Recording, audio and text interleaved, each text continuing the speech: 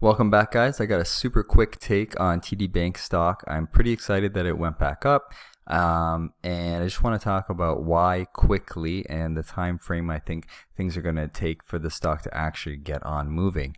Now, previously I made a video about TD when all this money laundering stuff came out to play. I said this stock is going to take a hit and it's going to be in the penalty box for many years. This is my opinion. Who knows what was actually going to happen? But I did mention that after we find out about what kind of sanctions this bank's going to receive, it should be around the $73 mark. I don't think it's going to go below.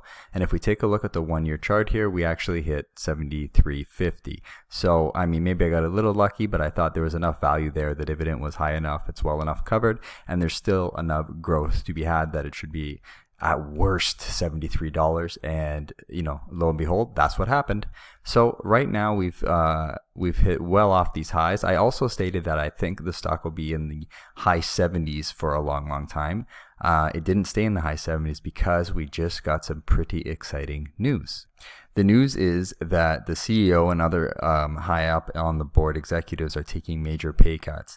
This is the type of thing that we need. Now, previously it announced the CEO was going to step down, and this made things a little bit better. People could breathe easier. Investors liked that, and the stock jumped. But then that faded as things went back to status quo. Now they're actually doing something about it, and the stock jumped 5% in a week, went up $4 a share on Thursday. So this is really exciting things. It's exciting because we're seeing actions, not just words. The CEO is taking a pay cut of 89%. Okay, now this I really like. This is falling on the sword. Now, I've previously mentioned I think the CEO should have stepped down long ago, but from their perspective, to be honest with you, it's probably not the CEO's fault that this money laundering issue happened. They're so far up above, they don't have a bird's eye view directly on every little section of the bank. I mean, maybe you could argue that they should have put the right people in place to make sure this type of thing didn't happen, but from the CEO's perspective, it wasn't their direct fault, so I can see how they would want to cling to their very well-paying job, all their stock options. I get it, but they are taking ownership of this blunder, and I really respect that they're taking a 90% just under pay cut, and there are plans to step down, so I really respect this move. In addition, 40 other senior executives took huge pay cuts. A lot of them aren't with the bank anymore, and all members of senior exec teams are going to take a reduction of 25% in their 2024 compensation. That's a mix of salaries and bonuses, apparently. So either way, everyone's getting on board with this pay cut, all the top level people. It really shows ownership. It really shows me as an investor that they're trying to right the ship. I really respect it. I didn't see it happening. It's such a positive piece of news that I am actually excited about it. Now, I'm going to be really honest with you guys. The share price in the near term doesn't matter all that much.